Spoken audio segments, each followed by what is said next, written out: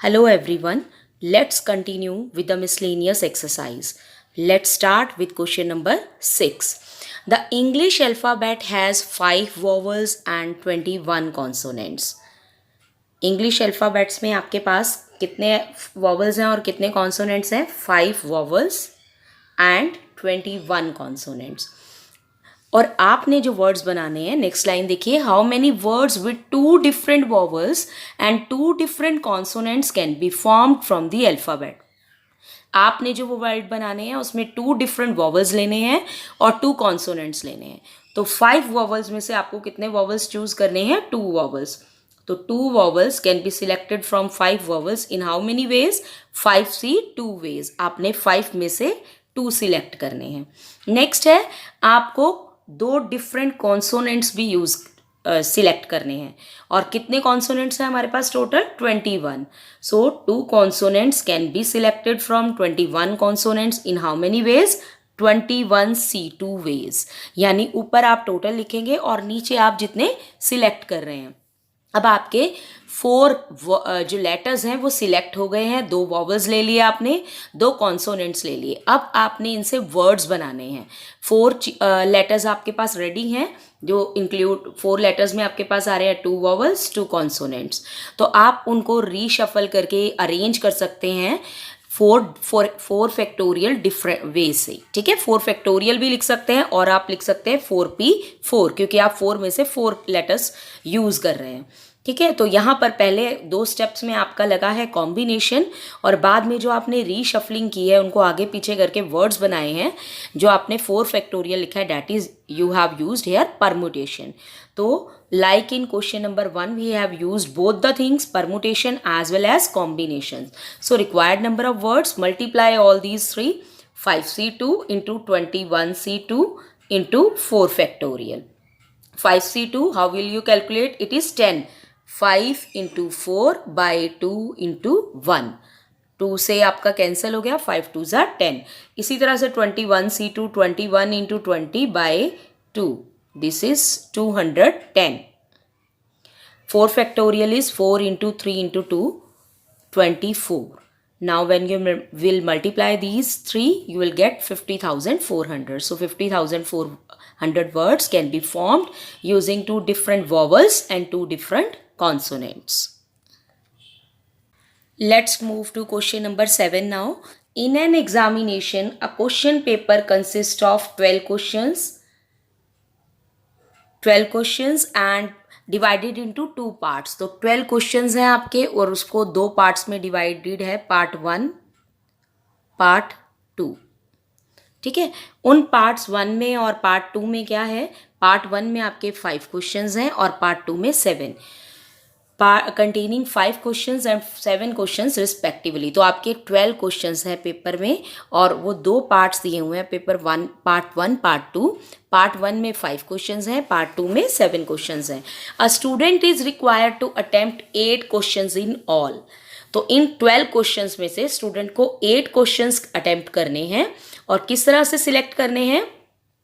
In all, selecting at least 3 from each part. 3 questions उसको तीनों part से लेने ही लेने हैं, कम से कम 3 से कम नहीं. तो लेट्स स्टार्ट कि कितने केसेस बनते हैं. केस 1 इज पार्ट 1 में से वो 3 क्वेश्चन कर रहा है, तो पार्ट 2 में से कितने करने होंगे उसको? टोटल क्वेश्चंस कितने करने हैं? 8. तो 8 में से 3 उसके पार्ट 1 में हो गए, तो रिमेनिंग 5 ही कैन डू फ्रॉम पार्ट 2. तो this is your case number 1. Case number first point आ गया कि वो 3 क्वेश्चंस करेगा पार्ट 1 से और 5 करेगा 2 से. और ये कैसे कर सकता है? वो 5 में से उसको 3 क्वेश्चंस करने हैं. ठीक है, सो 5C3. इसी तरह से 7 में से 5 करने हैं, तो 7C5. यहाँ तक आपका फर्स्ट पार्ट हो गया, ये वाला इतना पार्ट आपका फर्स्ट पार्ट हो गया, जो यहाँ टोटल नंबर ऑफ वेज में दिखाया है. नेक्स्ट क्या कर सकता है वो? अब 4 सेकेंड केस जो है वो आपका है 4 क्वेश्चंस पार्ट 1 में से कर सकता है, क्योंकि कम से कम 3 लेने थे तो हमने स्टार्ट ही 3 से किया है. तो अब इससे ज़्यादा तो कर सकता है, तो इधर से 4 किए और दूसरे पार्ट में से भी 4 करने हैं उसने, क्योंकि 4 + 4 टोटल 8 क्वेश्चंस अटैम्प्ट करने हैं.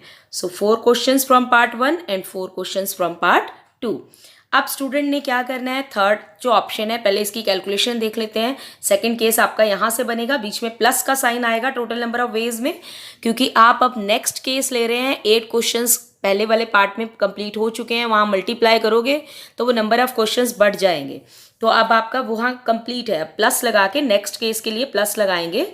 तो 5 में से कितने अटेम्प्ट कर रहा है, 4, तो 5C 4। और 7 में से कितने अटेम्प्ट कर रहा है, 4, अगेन 7C 4, यहाँ पर इंटू हो गया। ठीक है, तो 8 क्वेश्चंस पूरे हो गए, तो यहाँ तक आपका सेकेंड पार्ट हो गया। अब उसके बाद थर्ड केस जो है वो क्या कर सकता है, फर्स्ट पार्ट में से 5 के 5 अटेम्प्ट कर ले और सेकंड पार्ट में से कितने अटेम्प्ट करे, 3, in order to complete 8 questions. तो फर्स्ट में से 5 किए, 5 ही क्वेश्चंस थे टोटल और 5 ही उसने किए हैं, तो 5C 5। सिमिलरली 7 क्वेश्चन से पार्ट 2 में और थर्ड केस में वो कर रहा है 5 इसमें से और 3 इसमें से, तो 3 क्वेश्चंस कर रहा है, तो 7C 3। तो अब हमने करनी है इनकी कैलकुलेशन। 5C 3 जो है वो आपका 10 आएगा, 7C 5 21, 5C 4 5, 7C 4 35, 5C 1 1, 7C 3 35। तो सारे सीज हमने कैलकुलेट कर लिए।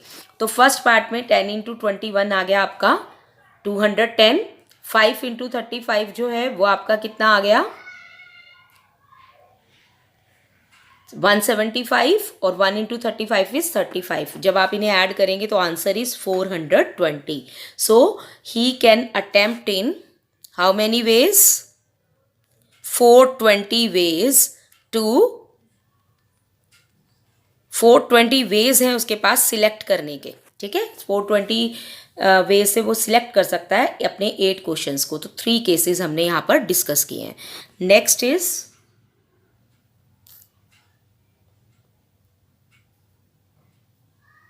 Question number 8।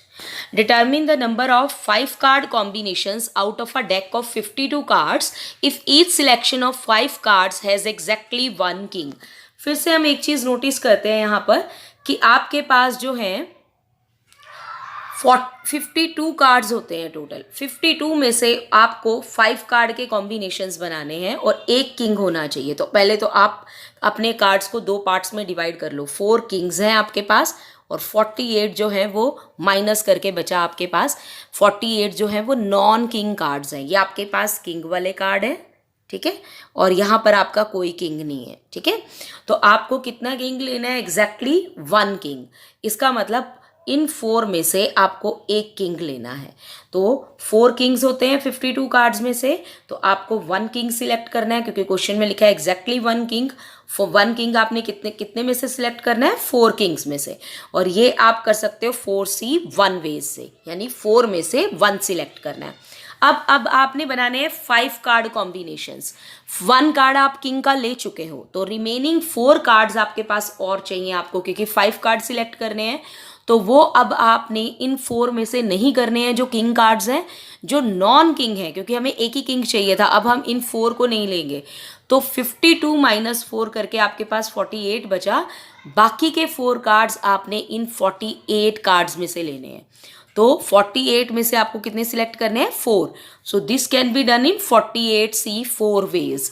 4 में से एक किंग सिलेक्ट करा और 48 में से बाकी के रिमेनिंग 4 कार्ड्स।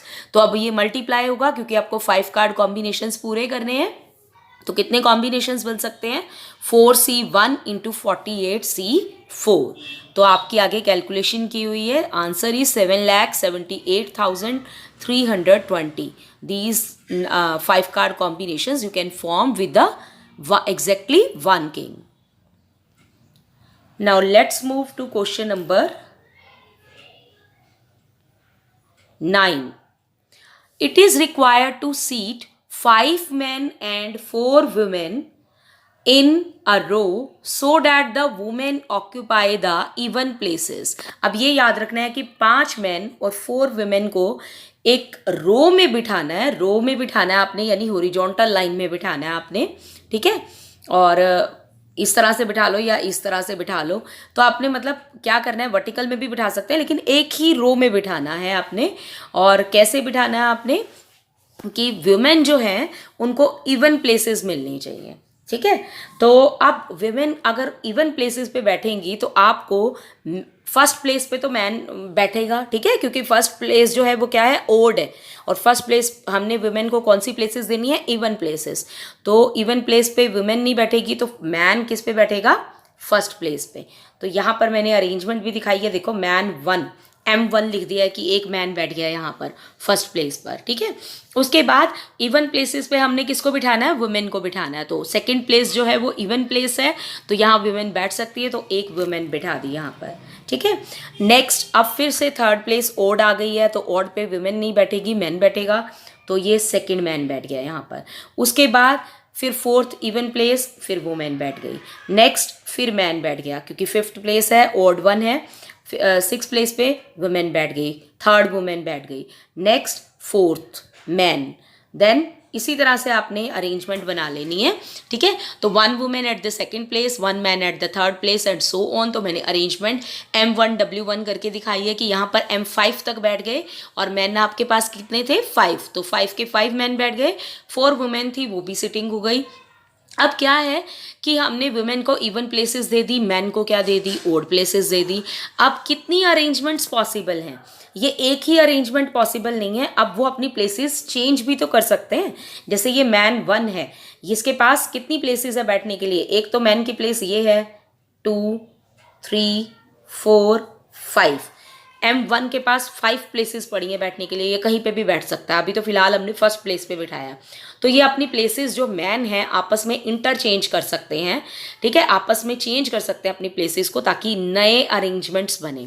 तो this can be done in 5 places हैं, तो 5 फैक्टोरियल वेज में, 5 ही मैन है, 5 ही प्लेसेस हैं, सो this can be done in 5p5 और 5 फैक्टोरियल वेज। अब इसी तरह से वुमेन अपनी इवन प्लेसेस पर ही अपनी प्लेसेस को चेंज कर सकती हैं आपस में। 2 4 6 8 पर बैठी हैं, तो वो अपनी प्लेसेस को आपस में चेंज करके इवन प्लेसेस को ही दोबारा ऑक्यूपाई कर सकती हैं, लेकिन अपनी पोजीशंस चेंज कर सकती हैं।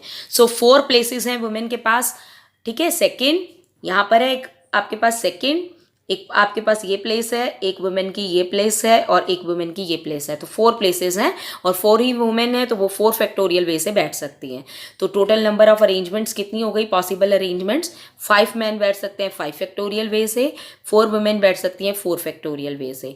और ये जो हमने अरेंजमेंट बनाई थी एक यही थी, ये तो फिक्स हो गई, बस इसमें आपका सिटिंग अरेंजमेंट चेंज हो गया। तो 5 factorial into 4 factorial, 5 factorial is 120, 4 factorial is 24, so answer is 2880, ठीक है। तो इसका मतलब कितने वे से बैठ सकते हैं, ये अरेंजमेंट कितने वे से हो सकता है आपका, 2880 वे से। Now question number 10। अब क्या है यहाँ पर आपका, एक क्लास है 25 स्टूडेंट्स की, वहाँ पर 10 जो है 25 में से आपने 10 लोग चूज़ करने हैं पार्टी के लिए। तो लेकिन हम डायरेक्टली नहीं ऐसे कर सकते 25C10, ये क्रॉस, क्योंकि यहाँ पर हमारे पास एक कंडीशन दी हुई है। वो क्या है कंडीशन आपकी, कि जो पार्टी पे जाने के लिए, एक्सकर्शन पार्टी पे जाने के लिए जो हम पर्सन्स हैं, तो उसमें एक चीज़ दी हुई है कि 3 स्टूडेंट्स हैं, वो डिसाइड करेंगे कि सभी उन्हें ज्वाइन करेंगे, all of them will join और none of them will join, यानी 3 स्टूडेंट्स के बेसिस पर होगा आपका ये केसेस, ठीक है। तो अब 2 केसेस बनते हैं, 3 स्टूडेंट्स जा रहे हैं, ठीक है, 3 स्टूडेंट्स आर गोइंग या 3 स्टूडेंट्स आर नॉट गोइंग, ये क्वेश्चन में नहीं बताया हुआ है, ठीक है।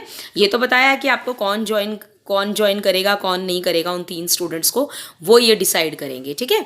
तो ये 2 केसेस बनते हैं। पहला है कि 3 स्टूडेंट्स आर गोइंग, ये जो 3 डिसाइड करने वाले बच्चे हैं ये जा रहे हैं, ठीक है। अगर ये 3 जा रहे हैं तो इसका मतलब क्या है, ये 3 तो फिक्स ही हैं, ये 3 तो जाएंगे ही जाएंगे पार्टी में, 3C3 ये तो फिक्स है। तो बाकी के कितने बचे, 3 आपके माइनस करके 25 में से 22 बचे, तो उन 22 में से कितने बच्चे सिलेक्ट होने हैं, 7। नीचे आपका टोटल 10 बनना चाहिए, ऊपर आपका टोटल 25 बनना चाहिए। तो हम पहला केस ले रहे हैं कि ये 3 स्टूडेंट्स जो हैं ये जा रहे हैं पार्टी के लिए, तो 3C3, और बाकी के 7 कहाँ से सिलेक्ट होंगे, यहाँ 7 आएगा, 7 कहाँ से सिलेक्ट होंगे आपके 22 में से, ठीक है, क्योंकि वो 3 अब एक्सक्लूड कर देंगे, उसका अलग से केस ले लिया हमने। तो 3C3 इंटू 22 7, 22C7, ठीक है। अब 3C3 आपका 1 होता है, तो 1 इंटू 22C7, तो आपका आंसर आ गया और 22C7। अब दूसरा केस लीजिए कि ये 3 स्टूडेंट्स हैं, ये नहीं जा रहे हैं, क्वेश्चन में मेंशन नहीं है कि वो जा रहे हैं या नहीं जा रहे हैं, बस वो डिसाइड करने वाले हो गए, यानी उन 3 के बेसिस पे रहेगा। ठीक है, तो अब क्या है, तीनों स्टूडेंट्स नहीं जा रहे, अगर वो नहीं जा रहे तो 3C0, 3 में से कोई भी नहीं जा रहा। ठीक है, तो नीचे हम जाने वाले स्टूडेंट्स जो पार्टी में जा रहे हैं उनको लिख रहे हैं, ऊपर टोटल, तो इन 3 में से कोई नहीं जा रहा, तो बाकी बचे 25 में से, तो उन 22 में से जाएंगे 10 के 10, क्योंकि इन 3 में से कोई नहीं जा रहा, तो 0 + 10 10 बनना चाहिए। तो 3C0 भी क्या होता है, C0 हमेशा होता है 1, अगर इक्वल होते हैं जैसे 3C3 वो भी 1, 3C0 भी 1, तो 22C10। तो आपके 2 आंसर्स आ गए, एक आया अगर 3 स्टूडेंट्स जा रहे हैं तो 22C7, अगर 3 स्टूडेंट्स नहीं जा रहे हैं तो 22 में से आपको 10 सिलेक्ट करने हैं। So total number of ways are 22C7 + 22C10. It means this is how you can choose कि कितने स्टूडेंट्स जा रहे हैं आगे और कितने नहीं जा रहे हैं। अब है question number 11, last question of this exercise. In how many ways can the letters of the word assassination be arranged so that all the S are together. अगर हम यहाँ बात करें असैसिनेशन की, सबसे पहले तो हम लेटर्स काउंट कर लेते हैं। अगर आप इन लेटर्स को काउंट करते हो 13 लेटर्स आते हैं इस वर्ड में। ठीक है, अब उन्होंने क्या कहा है क्वेश्चन में कि आपने इस तरह से वर्ड्स को अरेंज करना है, लेटर्स को इस तरह से अरेंज करना है कि आपका जो S है वो टुगेदर रहनी चाहिए। तो S कैसे टुगेदर रहेंगे कि आप उन S को एक सिंगल लेटर मान लो, जैसे मैंने यहाँ माना है, इन सारे S को मैंने एक ही लेटर माना है, ये मैंने काउंटिंग लिखी हुई है, काउंटिंग की हुई है, तो सारे S को एक लेटर मान लिया, बाकी के जो लेटर्स बचे हैं वो ये लिखे हैं और इनकी काउंटिंग की है, तो 10 लेटर्स बने, 1 इसको काउंट किया है, S को एक ही काउंट किया है। ठीक है, तो आपका यहाँ पे क्या आ जाएगा, 1, टोटल 10 लेटर्स हो गए। तो 10 लेटर्स को आप आगे पीछे करके कितने फेज में अरेंज कर सकते हो, 10 फैक्टोरियल वेज में। लेकिन इसमें कुछ लेटर्स जो हैं वो आपके रिपीट हो रहे हैं, जैसे आपका A लेटर है वो 3 बार आ रहा है, आपका N जो है यहाँ पर आप देख सकते हो ट्वाइस आ रहा है, यहाँ पे भी है, यहाँ पे भी है, ट्वाइस आ रहा है, और I जो है वो भी आपका 2 बार आ रहा है यहाँ पर। ठीक है, तो I occurs also twice। तो ये आपके नंबर ऑफ वर्ड्स में से लेस हो जाएंगे, क्योंकि वो नए वर्ड्स बनेंगे ही नहीं जब आप उनको इंटरचेंज करोगे। तो इसमें आप 10 फैक्टोरियल को डिवाइड करोगे जो रिपीट हो रहे हैं उन वर्ड से। तो आपके 3 लेटर्स रिपीट हो रहे हैं, A 3 टाइम्स, तो आपने 3 फैक्टोरियल से डिवाइड कर दिया, then N twice and I twice, तो 3 फैक्टोरियल, 2 फैक्टोरियल, 2 फैक्टोरियल, इन तीनों के प्रोडक्ट से आपने 10 फैक्टोरियल को यानी ओवरऑल को डिवाइड कर देना, जो ओवरऑल आए थे वेज। तो 4S, अब आगे भी अरेंजमेंट है, आप यहाँ तक स्किप भी कर सकते हैं, लेकिन यहाँ पर आपका आंसर आ जाएगा, लेकिन मैं एक्सप्लेन कर रही हूँ, आपके 4S जो हैं उनको आप आगे पीछे कर सकते हो, लेकिन आपका कोई नया वर्ड तो बनेगा नहीं, आप अरेंज करोगे आगे पीछे करोगे तब भी आपका यही लेटर बनेगा, 4SSS, तो कोई नया वर्ड नहीं बनेगा, यानी फिक्स्ड ही रहेगा, कोई नया वर्ड नहीं बन रहा है यहाँ पर। ठीक है, तो मैंने यहाँ पर ये करके दिखाया है, ये चीज़ जो आपकी दिखाई है कि आपके 4S हैं, तो आप आगे पीछे करके 4 फैक्टोरियल वे से उसको अरेंज कर सकते हो, लेकिन रिपीट भी कितनी बार हो रहे हैं, वो 4 टाइम्स हो रहे हैं। तो 4 फैक्टोरियल बाय 4 फैक्टोरियल आपका क्या आ जाएगा, 1। तो अगर आप इसको स्किप भी कर देते हो तो कोई प्रॉब्लम नहीं है, आपका आंसर मेन यही आने वाला है। आई होप आपको क्लियर होगा। प्लीज़ कमेंट बॉक्स में लिखिए कि अगर आपको कोई डाउट हो तो this is the end of the exercise as well as the miscellaneous. ठीक है, questions also finished and the chapter also finished.